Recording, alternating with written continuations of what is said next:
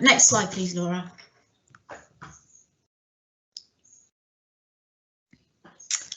So as Lynn said, I'm Alice Milne and I'm going to talk about decision support for IPM, and this is work that I've largely done with Joe Helps, although you'll see it also borrows from work across the group. Next slide, please.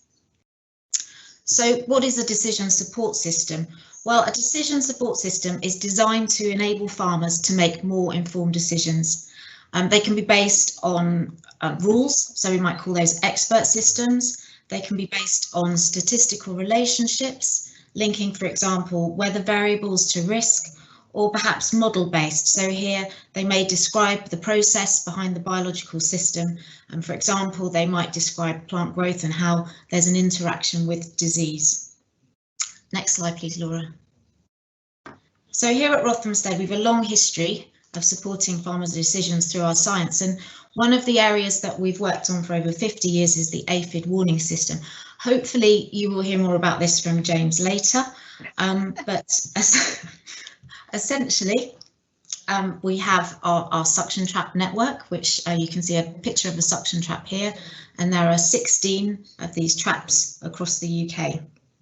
So based on data gathered from the suction trap network and weather data, we can form prediction models for the first flight of aphids, and the example that I've shown here is the peach potato aphid. So you can see there we've got a good prediction between our forecast and observed, and then a map showing the first flight in a particular year.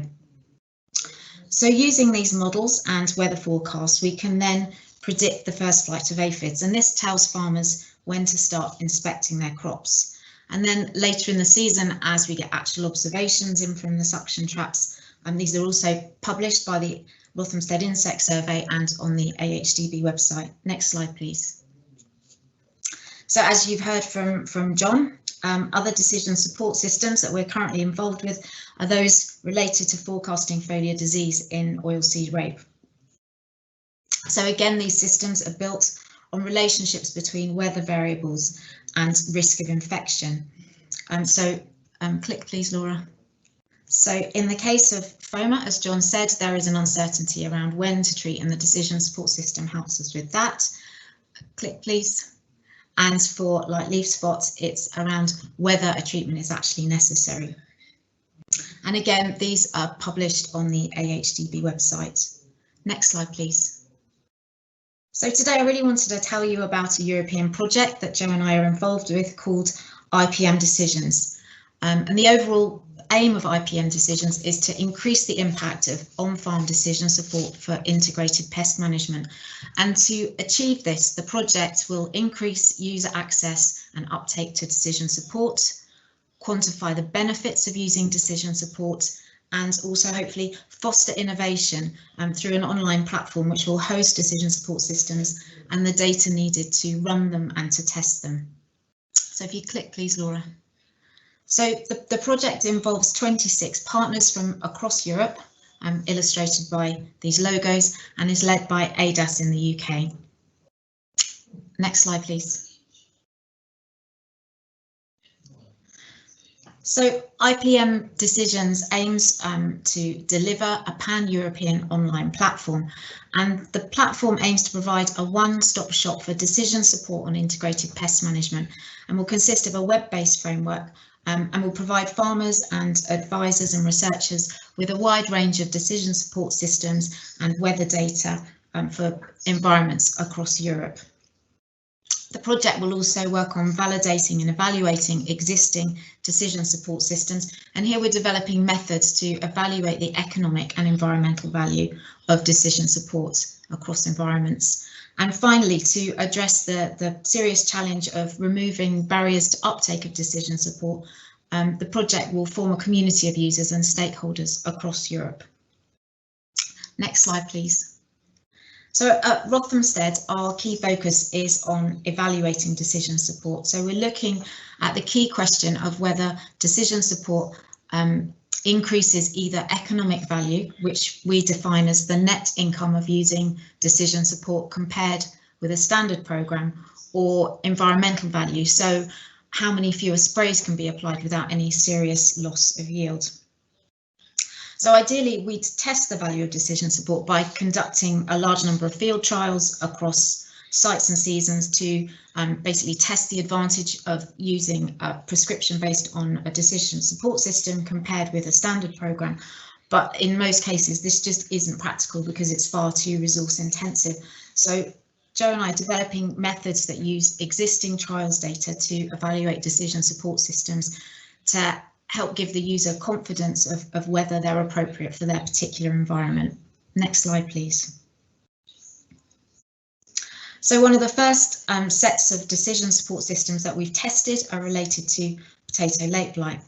And for these, we are fortunate enough to be given very comprehensive data sets from Cordiva, and these comprise of several sites and seasons of data from across the UK and Ireland, and they're of disease progress, which you can see here, and also associated final yields. So the graphic here shows a typical example.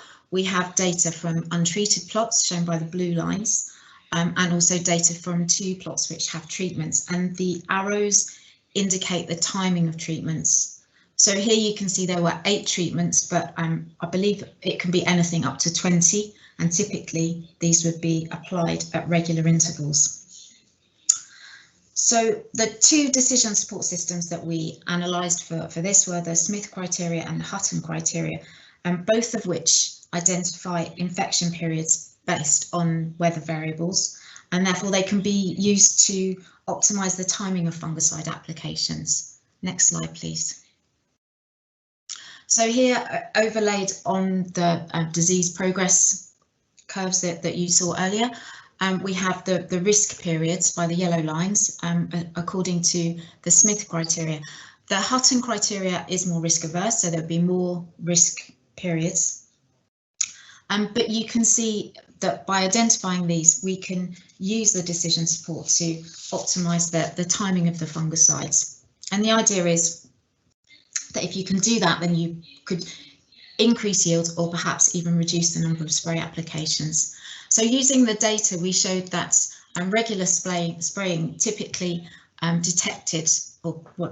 regular spraying typically was directed at about 30% of the actual risk periods. Whereas if we use a Hutton or Smith criteria, then we can really improve the targeting of sprays substantially. And our analysis showed that if these sprays are indeed better targeted, then the number could be reduced by up to half without affecting profit. Next slide, please. So other systems that we're analysing, well, we've looked at apple scab, and here we looked at the Milne criteria. And again, we showed that decision support could improve profitability in conditions typical of the UK through more targeted applications. We're currently looking at the Danish system CropProtect online, which targets septoria in wheat. In Denmark, it performs very well. And we've shown through our analysis that it should improve profitability by a small amount in conditions typical of the UK. We're also going to look at downy mildew in grape because this is a European project, so we're looking at Southern Europe too. And a literature review shows that typically decision support systems in this system can really help to reduce the sprays. And then we hope to go on to look at insect pests and arable weeds. So next slide. So I just wanted to touch on the weed system that we'll be analysing later in the project because it's slightly different to the other systems. So we plan to look at a system called Weed Manager, which describes the effect of management on seed bank density and therefore can help farmers with weed suppression strategies over a rotation.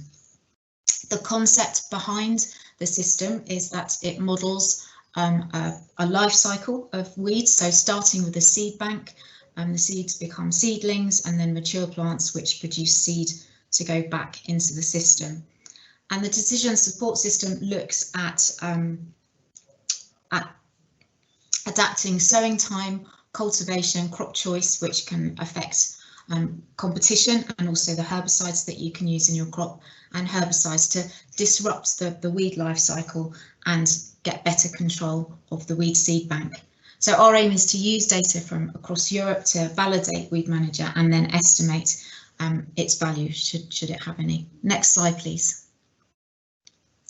So just to finish, here the future of decision support, as we see it.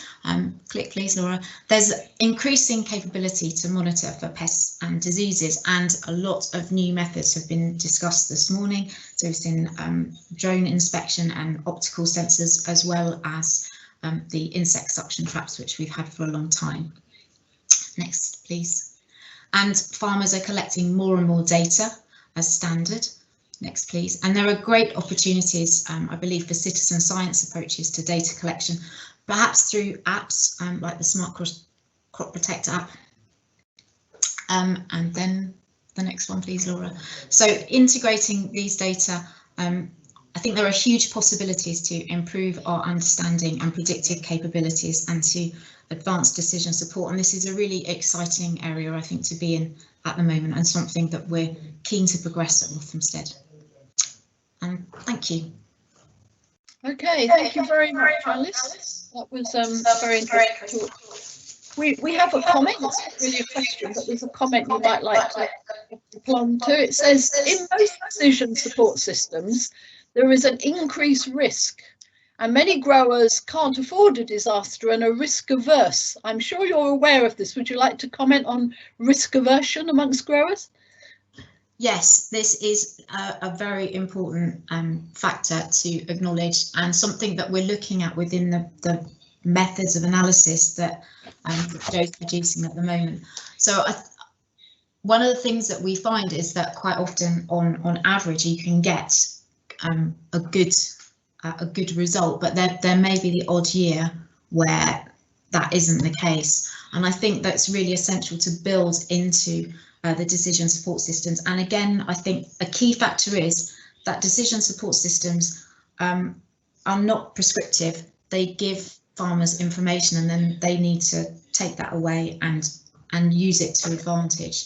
But it is really important that we do also explain the uncertainty and the risk to the end user so that they can make these informed decisions. But yeah, I totally agree with that point. It's about empowerment rather than prescription. Yeah, I think it's a lot of the novel control strategies too have the same problem, in that there might be a slightly bigger rick than using a conventional pesticide. That's another whole topic, but I don't think we can go too far down that route. Yes, I've got lots of ideas about it, but yeah, I think it's probably best not to go into. Interesting to think about.